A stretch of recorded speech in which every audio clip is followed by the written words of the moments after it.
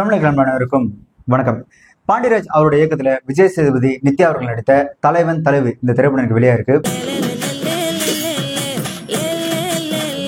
படத்தோட கதைகளும் மதுரை மாவட்டத்தில் நடக்குது. படத்தோட கதை என்ன அப்படின்னு பாத்தீங்கன்னா, சொந்த ஹோட்டல்ல பரோட்டா மாஸ்டர் இருக்கக்கூடிய விஜய் சேதுபதி அவர்கள் அவரோட மனைவி குழந்தைகளே கிட்டத்தட்ட ஒரு 3 மாசம் பிரிஞ்சிருக்கிறாரு. அந்த சூழல்ல புருஷனுக்கே தெரியாம குழந்தைக்கு குலதெய்வ கோயில மொட்டடிக்கலாம் அப்படின்னு சொல்லி நித்யா அவங்க கூட்டு போக, அந்த இடத்துல கணவன் மனைவியோட 2 குடும்பம் ஒண்ணு சேர்ந்து மட்டும் இல்லாம மொத்த ஊருமே ஒண்ணு கூடி உங்களுக்குள்ள அப்படி என்னதான்ப்பா பிரச்சனை அப்படின்னு ஆரம்பிச்சு அந்த பிரச்சனையை பேசி முடிச்சு சமாதானமா வீட்டுக்கு அவங்களையும் நம்மளையும் சேர்த்து அனுப்புனாங்களா அப்படின்ற ஒரு சிம்பிள் லைன் தான் இந்த தலைவன் தலைவி திரைப்படத்தோட கதை. ஒரு குடும்பம் இருந்தா, முக்கியமா கணவன் மனைவின்னு அப்படின்னு இருந்தாங்கன்னா அவங்களுக்குள்ள 1008 சண்டை சச்சரவுகள் வரதான் செய்யும். அதுல இவங்க எப்போ ஒரு 3ஆம் மனுஷன் உள்ள அலோவ் பண்றாங்களோ, அது அம்மாவா இருக்கலாம், அப்பாவா இருக்கலாம், அண்ணன் தம்பி சொந்தக்காரன் இல்ல நண்பர் ஃப்ரெண்ட்ஸ் யாரா வேணாலும் இருக்கலாம், ஒரு 3ஆம் மனுஷன் அவங்களோட பிரச்சனைக்கு இடையில வரும்போது அவங்களுக்குள்ள இருக்கிற அந்த சின்ன பிரச்சனையை கூட அந்த தேர்ட் பர்சன் அவங்களுக்கு ஏத்த மாதிரி மாத்திக்கிட்டு அந்த சின்ன விஷயத்தை ஊதி பெருசாக்கி குடும்பத்தை நடுத்தர கொண்டு வந்து டிவோர்ஸ் அப்படின்ற ஒரு விஷயம் வரை கொண்டு போய் விட்டுருவாங்க அப்படின்ற ஒரு நாட்டுக்கு தேவையான ஒரு நல்ல விஷயத்தை தான் இந்த திரைப்படத்துல படமா எடுத்துக்கிறார். அது கூட தேர்ட் பர்சன் மட்டும் இல்ல, அந்த ஈகோ அப்படின்ற அந்த ஒரு விஷயமும் ஒரு கணவன் மனைவிக்குள்ளேயோ இல்ல அந்த உறவுகளுக்கு நடுவில் அந்த ஈகோ அப்படின்ற ஒரு விஷயம் வந்தது அப்படின்னா அந்த குடும்பத்துல நிம்மதியும் சந்தோஷமும் இல்லாம அந்த குடும்பம் நடுத்தெருவுக்கு வரும் அப்படின்றதையும் இந்த திரைப்படத்தின் மூலமா மக்களுக்கு பாண்டியராஜ் அவர்கள் சொல்லியிருக்கிறார். பொதுவாகவே இயக்குனர் பாண்டியராஜ் அவர்கள் அவரோட திரைப்படங்கள்ல அந்த குடும்ப உறவுகளுக்கு அந்த உணர்வுகளுக்கு பெரிய மதிப்பு கொடுத்து அவரோட திரைக்கதை அமைப்பாரு. பட் இந்த திரைப்படத்தோட திரைக்கதை அப்படின்றது ஒன்றும் ஆகா ஒவ்வொன்று பெருசா சொல்ற அளவுக்கு ஒண்ணுமே இல்லை. ரொம்ப நார்மலான ஒரு திரைக்கதை தான் திரைப்படத்துல அவர் எடுத்து வச்சிருக்காரு. பட் இந்த ஒரு நார்மல் ஸ்கிரீன் பிளேல விஜய் சேதுபதி அவர்கள் தன்னால எந்த அளவுக்கு நடிப்பு கொடுக்க முடியுமோ அந்த அளவுக்கு கொடுத்திருக்காரு. அது சண்டை காட்சியா இருக்கட்டும் சரி, கெஞ்சல் கொஞ்சல் ஆரம்பிச்சு அந்த சின்ன சின்ன விஷயங்களோட அந்த திருநீர் எடுத்து வாயில போட்டு வயிற்றுல தடவுறது, அப்புறம் லட்டு கொடுத்தா தட்டி பூந்தியாக்கி சாப்பிடுறது, ஸோ இந்த மாதிரி சின்ன சின்ன விஷயங்களை விஜய் சேதுபதி அவர்கள் கொஞ்சம் நல்லாவே நடிச்சிருக்கிறாரு. நித்யா அவர்களும் அவங்களுக்கு கொடுத்த அந்த கேரக்டர் கொஞ்சல் கெஞ்சல்ல இருந்து இந்த வெட்டி பந்தா அப்படின்ற ஒரு எல்லா விஷயத்திலையும் நித்யா அவர்களும் ரொம்பவே நல்லா நடிச்சிருந்தாங்க. எப்படி ஒரு தேர்ட் பர்சன் ஒரு சின்ன பிரச்சனையை ஊதி பெருசாக்குறாங்களோ அதே மாதிரி ஒரு சின்ன கதையை எடுத்துக்கிட்டு, ஒண்ணுமே இல்லாத ஒரு கதையை எடுத்துக்கிட்டு நல்லா ஊதி பெருசாக்கி ஒரு பெரிய படமா எடுத்து வச்சுக்கிறாரு பாண்டியராஜ் அவர்கள். யோகி பாபு அவர்கள்ட்ட அந்த ஒன்லைன் கவுண்டர் தான் படத்தை அங்கங்க கொஞ்சம் காப்பாத்துது. மற்றபடி இவங்ககிட்ட படத்துல கொடுக்கக்கூடிய அந்த பில்டப், இந்த குடும்பம் பெரிய ரவுடி குடும்பம், இந்த குடும்பம் பெரிய அதோட பெரிய டான் குடும்பம் அப்படின்னு ஏகபோக பில்டப் கொடுக்குறாங்க. பட் அந்த பில்டப்புக்கும் படத்துக்கும் சம்மந்தமே இல்லை. ஆக்சுவலா இந்த படம் அப்படின்றது ஒரு குடும்பம் உணர்வுகள் சார்ந்த ஒரு எமோஷனல் டிராமா தான். அந்த எமோஷனல் டிராமாக்குள்ள நாங்க ஆக்ஷன் காட்சிகளை வைக்கிறோம், ட்விஸ்ட் வைக்கிறோம் அப்படின்ற பேர்ல வாண்டடா திணிக்கப்பட்ட ஆக்ஷன் காட்சி தான் இருக்கு. அதனால படத்துக்கு ஒரு பயனும் இல்லை. ஆக்சுவலா படம் ஆரம்பிக்கும் போது இந்த 2 குடும்பத்தை பத்தி இவங்க கொடுத்த பில்டப் எப்படி இருந்ததுன்னா, கிட்டத்தட்ட இந்த மலையாள படம் ரைஃபிள் கிளப் மாதிரி இருக்கும், அந்த அளவுக்கு பில்டப் கொடுத்துருந்தாங்க. அது எப்படி அந்த கன்வே ஆச்சு ஆரம்பத்துல அப்படின்னா, அதாவது இந்த குடும்பத்தோட பேக்ரவுண்ட் தெரியாம இவங்க வந்துட்டு பொண்ணு எடுத்தா மாதிரியும், இந்த குடும்பத்தோட பேக்ரவுண்ட் தெரியாம இவங்க வந்துட்டு அந்த பையனை கல்யாணம் பண்ணி கொடுத்தா மாதிரியும், அதுக்கப்புறம் உண்மை தெரிஞ்சு அந்த 2 குடும்பம் என்ன ஆகுது, எப்படிப்பட்ட பிரச்சனை வருது, அந்த மாதிரிதான் அந்த படத்தோட ஸ்டார்டிங்ல கன்வே பண்ண விதமே இருந்தது. ஆனா போக போக இது என்ன சொல்றது, அண்ணனுக்கு ஒரு ஊத்தாப்பம் அப்படின்ற மாதிரி அதெல்லாம் நாங்க சும்மா உருளாக்கி ஒரு கமர்ஷியலா வச்சா, மற்றபடி அதுக்கும் அந்த கதைக்கு சம்மந்தம் இல்லை அப்படின்ற மாதிரி தான் அந்த படத்துல இருக்க அந்த கமர்ஷியல் அந்த ஆக்ஷன் எலிமெண்ட்டே இருந்தது. அதே மாதிரி படத்துல வந்து அந்த ரிப்பீட்டட் லூப் சீன்ஸ், ஒரு சண்டை ஒரு கொஞ்சல் ஒரு சமாதானம், மறுபடியும் ஒரு சண்டை மறுபடியும் ஒரு கொஞ்சல் மறுபடியும் ஒரு சமாதானம், மறுபடியும் சண்டை மறுபடியும் கொஞ்சல் மறுபடியும் சமாதானம், இந்த சீன்ஸை திரும்ப திரும்ப திரும்ப திரும்ப அந்த அந்த காட்சிகளே அடுத்தடுத்து வந்ததுனால நமக்கு ஒரு கட்டத்துக்கு மேல போர் அடிக்க ஆரம்பிச்சது.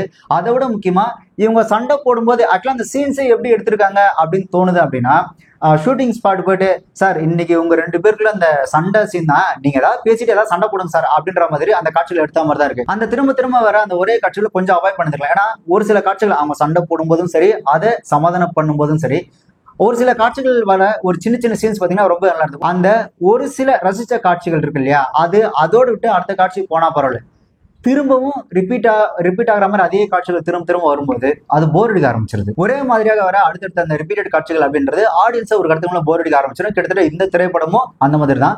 அதே மாதிரி இந்த பில்டப் சீன்ஸ், ஒரு பில்டப்பை கொடுக்குறாங்க அப்படின்னா அடுத்து என்ன நடக்குமோ அப்படின்னு ஆடியன்ஸ் வந்து ஒரு பதற்றத்தோட ஒரு எதிர்பார்ப்போட இருக்கும்போது அதெல்லாம் ஒண்ணு இல்லப்பா சும்மா உள்ளலாய்க்குன்னு சொல்லும்போது இன்னும் காண்டாயிடுவாங்க. அந்த மாதிரி காண்டாகிற காட்சிகளும் இருக்கு. இவங்க பில்டப் கொடுத்துட்டு ஒண்ணுமே இல்லைன்னு அப்படின்னு சொன்ன காட்சிகள் இந்த படத்தில் நிறையவே இருக்கு.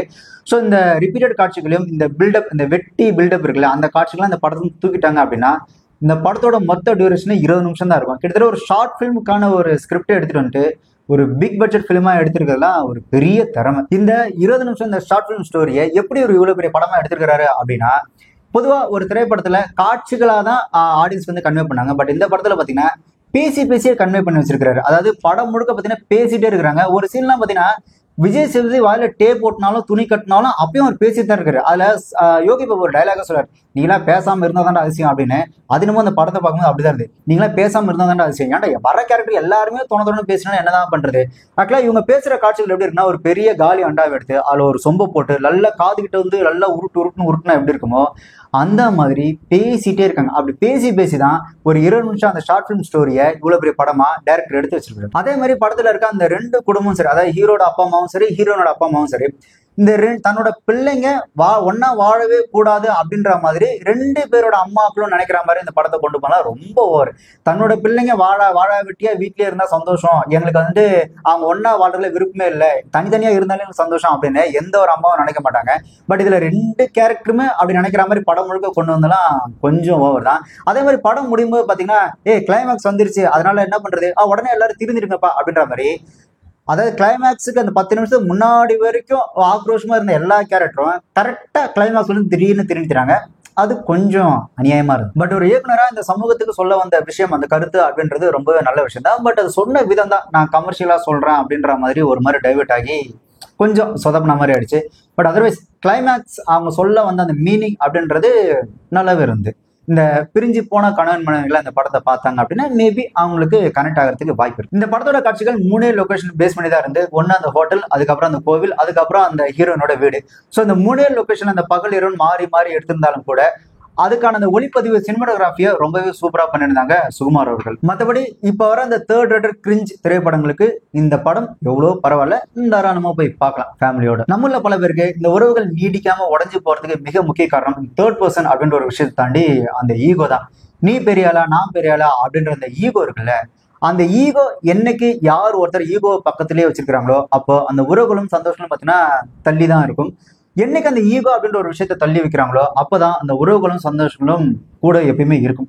ஈகோ அப்படின்ற ஒரு விஷயத்த தள்ள தூக்கி வச்சுட்டு நான் எவ்வளவு கெத்தா இருக்கிறேன் பாத்தியா அப்படின்லாம் அதெல்லாம் ஒரு மேட்ரே கிடையாது. இந்த கோவப்படுறது ஆக்சுவலா உண்மையா சொல்லணும்னா இந்த கோவம் அப்படின்றது நாய்க்கு கூட வரும். பட் அந்த பொறுமையா இந்த குடும்பத்துக்காக பொறுமையா போறதுன்னு ஒண்ணு இருக்குல்ல, பொறுத்து போய் அமைதியா போறது இருக்குல்ல, அதுக்குதான் ஒரு தைரியம் வேணும், ஒரு ஸ்ட்ராங்கான ஒரு மனநிலை வேணும். மற்றபடி கோபம் யாருக்கு வேணாலும் வரும்ல. இந்த உறவுகளுக்கு மத்தியில சின்ன சின்ன சண்டைகளா நீ பெரியாளா நான் பெரியாளா யாருக்கு எத்துன்னு பார்க்கலாம் அப்படின்னு இந்த ஈகோவை கட்டி பிடிச்சிக்கிட்டு பல வருஷம் பேசாம இருந்துட்டு அந்த உறவுகளை அப்படியே அத்துக்கிட்டு பல வருஷம் கழிச்சு நம்ம கொஞ்சம் இறங்கி போயிருந்துக்கலாமோ, கொஞ்சம் கோவப்பட்டோம், கொஞ்சம் இறங்கி போயிருந்தா இவ்வளவு பிரச்சனையே இல்லையா அப்படின்னு பல வருஷம் கழிச்சு நம்ம நினைப்போம். அப்படி நினைக்கும் போது அந்த ஓடுன அந்த வருஷங்கள் இருக்குல்ல அதெல்லாம் திரும்ப கிடைக்க போறதும் இல்ல, அந்த முடிஞ்சு போன காலங்கள் அப்படின்றது நமக்கு திரும்ப கிடைக்க போறதும். சோ நம்ம உனக்கணும் 100 வருஷம்லாம் வாழ போறது இல்லை. சரி இருக்கிற வரைக்கும் அந்த ஈகோவெல்லாம் தள்ளி வச்சுட்டு நம்ம கொஞ்சம் சந்தோஷமா வாழலாம் அப்படின்றத நான் இந்த இடத்துல சொல்ல வருது.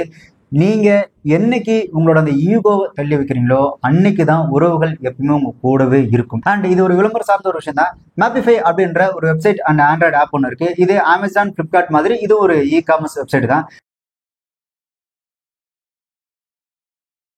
ஆனா அமேசான், பிளிப்கார்ட்டை விட கம்பேர் பண்ணி பார்க்கும்போது கம்மியான ரேட்டுக்கு இதில் ப்ராடக்ட் விற்கிறாங்க. அதுலயும் சூப்பர் சேல் அப்படின்ற ஒரு செக்ஷன்ல பாத்தீங்கன்னா 99 ரூபாய்க்கு நீங்க கம்பேர் பண்ணி பார்த்தாலும் இந்த ரேட்டுக்கு கொடுக்க முடியாத அளவுக்கு தான் மேப்பிஃபை அப்படின்ற இந்த ஆப்ல கொடுத்துட்டு இருக்காங்க. அண்ட் இதுல ப்ராடக்ட் வாங்கிட்டு பே பண்ற அந்த கேஷ் ஆன் டெலிவரி இருக்கு. அதே மாதிரி ப்ராடக்ட் பிடிக்கல அப்படின்னா 7 days ரீஃபண்ட் பாலிசி, அந்த ரிட்டர்ன் பாலிசியும் இருக்கு.